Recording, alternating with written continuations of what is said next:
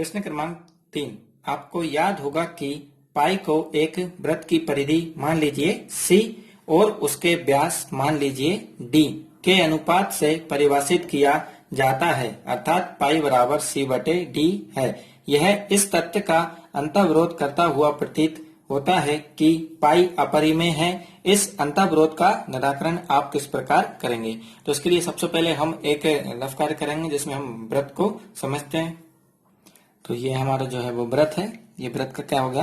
केंद्र हो गया, जिसका क्या नाम हो गया? O इस वृत्त का केंद्र का नाम है। इसके बाद अब इस वृत्त की परिधि मान लीजिए C। तो ये जो है ये वृत्त की क्या है? परिधि है। इसको हमने क्या मान लिया? मान लीजिए C और इसके व्यास। तो व्यास बना लेते हैं। इसके लिए हम स्केल की सहायता से इसका ये क्या कहलाएगा? व्यास कहलाएगा। ये क्या हो गया? इसका व्यास हो गया। और इसका जो व्यास है मान लीजिए D। तो इसका व्यास कितना हो गया? ये D के अनुपात से परिभाषित है, अर्थात पाई बराबर C/D। यानी जो पाई का जो मान आ रहा है वो कितना आ रहा है? C/D है। यह इस तथ्य का अंतर्विरोध करता हुआ प्रतीत होता है कि पाई अपरिमेय है। इस अंतर्विरोध का निराकरण आप किस प्रकार करेंगे? तो इसके लिए अब हम लिखेंगे कि जब हम किसी भी युक्ति द्वारा किसी की लंबाई को मापते हैं, तो जैसे हम इसकी लंबाई को नापेंगे, तो हम इसकी जब लंबाई को नापेंगे तो इसके हमें कुछ निश्चित मान ही स्केल की सहायता से ये नाप सकते हैं। तो इसको हम स्केल की सहायता से नहीं नाप पाएंगे, तब हमको इसको कहना पड़ेगा कि तब हमको केवल सन्निकट परिमेय मान प्राप्त होता है। सन्निकट परिमाण से मतलब कुछ निश्चित मान ही प्राप्त होता है। तो इसको हम नाप नहीं पा रहे हैं, अतः हम ये अनुभव नहीं कर पाते हैं कि C और जो D है वो परिमेय है या अपरिमेय, इसलिए कोई अंतर्विरोध नहीं है। तो इसकी हिंदी यह है, जब हम किसी भी युक्ति द्वारा किसी लंबाई का मापन करते हैं तब हमको केवल सन्निकट परिमेय मान प्राप्त होता है, अतः हम यह अनुभव नहीं कर पाते हैं कि C या D परिमेय है या अपरिमेय, इसलिए कोई अंतर्विरोध नहीं है। इसके बाद अगला प्रश्न, प्रश्न क्रमांक 4। प्रश्न क्रमांक 4, संख्या रेखा पर कर्णी 9.3 को निरूपित कीजिए। तो हमें इस सवाल में संख्या रेखा पर कर्णी 9.3 को दर्शाना है। इसके लिए सबसे पहले हम एक वास्तविक संख्या रेखा बना लेते हैं। इस तरह से हम एक वास्तविक संख्या रेखा बना लेते हैं। इस तरफ जो हमें है प्लस की संख्या चाहिए, इस तरफ हमें माइनस की संख्या चाहिए। इसके बाद मैं इस बिंदु पर ये 0 नाम रखता हूँ, 0। फिर इसके बाद ये 1 2 3 4 ये मैंने मान रख दिए। इस तरफ जो है माइनस के मान, ये -1 -2 -3 -4 -5 -6 -7 -8 -9 -10 और इसे मैं -11 ले लेता हूँ। इस तरफ मेरे माइनस के मान है और इस तरफ मेरे प्लस के मान है। 0 वाले बिंदु को मैं B नाम दे देता हूँ और 1 वाले बिंदु को मैं C नाम दे देता हूँ। तो मैंने क्या करा कि 0 वाले बिंदु को B नाम दे दिया और 1 वाले बिंदु को मैंने क्या नाम दे दिया? C।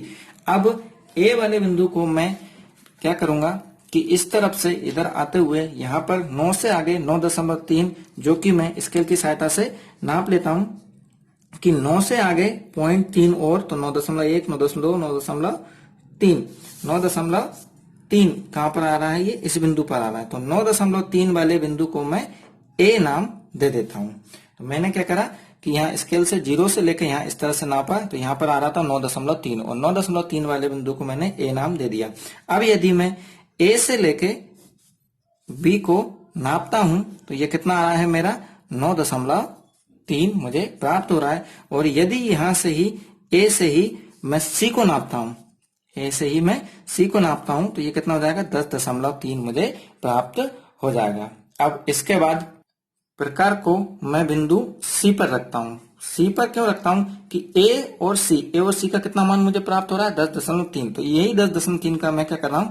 लंब अर्धक खींच रहा हूं। लंब अर्धक खींचने के लिए मुझे आधे से ज्यादा मान लेना है। तो ये मैंने आधे से ज्यादा मान ले लिया। प्रकार को आधे से ज्यादा मान कितना? 10.3। 10.3 का आधा कितना हो गया? 5.1।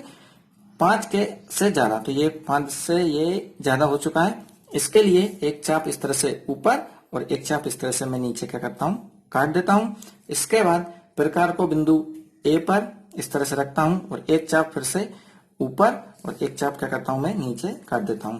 फिर से इसे सही से बना देता हूं। तो C पे फिर से रखते हुए ये मैं दोबारा चाप काट देता हूं। चाप काट देने के बाद स्केल की सहायता से मैं इन्हें मिला लेता हूं। तो स्केल की सहायता से इस तरह से मैं इन चापों को क्या करता हूं, मिला देता हूं। ये जहां पर भी ये संख्या रेखा पर ये आ रहा है, इस बिंदु का नाम क्या रख लेता हूं, मैं ओ नाम रख देता हूं। अब यहाँ पर ध्यान हमें ये रखना चाहिए कि इस बिंदु का जो नाम है वो ओ है और इस बिंदु का नाम, ये मान जो है वो 0 है और नाम क्या है, बी है। और इसका क्या नाम है, ओ, ये ए है, ये बी और ये सी। इस तरह से हमें मान प्राप्त हो गए हैं। इसके बाद प्रकार को बिंदु ओ पर रखते हुए मैं यहाँ ए यानी 9.3 का जो मान था हमारा, ए बिंदु पर रखते हुए इस तरह से अर्धवृत्त बना देता हूं। क्या करा मैंने कि प्रकार को कहां रखा, ओ पर रखा इस तरह से, और यहाँ ए से इस तरह से घुमा दिया है। ये कहां पर आके मिल रहा है, ये सी पर आके मिल रहा है। ये मैंने एक अर्धवृत्त बना दिया है। अब चांदे को मैं बिंदु बी पर रखता हूं, यानी 0 वाले मान पर इस तरह से ये रख देता हूं। तो ये बिंदु बी पर इस तरह से ऊपर की तरफ 90 डिग्री का कोण मुझे बनाना है और इसको इस तरह से मिला देना है। ये यहाँ पर जहां पर भी ये मिलता है, इस बिंदु का मैं क्या नाम रख देता हूं, बिंदु डी नाम रख देता हूं। बिंदु डी नाम रखने के बाद मैं देखता हूं कि ये जो बी और डी के बीच की जो दूरी है, यही कर्णी 9.3 है। अब इसके लिए मैं वास्तविक संख्या रेखा पर बताने के लिए इसको इस तरह से ये 0 पर रख देता हूं, यानी बिंदु बी पर रख देता हूं और बिंदु बी और बिंदु डी को इस तरह से नापते हुए प्रकार को यहाँ वास्तविक संख्या रेखा पर इस तरह से घुमा देता हूं। वास्तविक संख्या रेखा पर मैंने जब इसे घुमाया है, तब मैं ये देखता हूं कि ये 3 से हल्का सा ज्यादा हमें मान प्राप्त हो रहा है।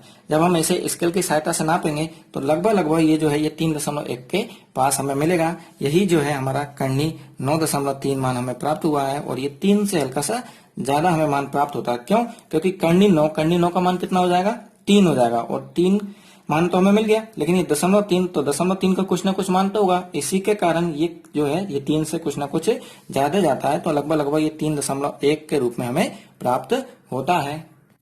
अब इस बिंदु का नाम हम क्या करते हैं, बिंदु ई नाम दे देते हैं और यहाँ से ये यहाँ तक कितना मान हमें मिल चुका है, 3.1 मिल चुका है। इसे हम स्केल की सहायता से भी देख लेते हैं। तो ये जो है हमें ये 3.1 मान हमें प्राप्त हुआ है, यानी जो बी ई है वो कितना है, 3.1 है। इस प्रकार हम वास्तविक संख्या रेखा पर कर्णी 9.3 को निरूपित कर चुके हैं।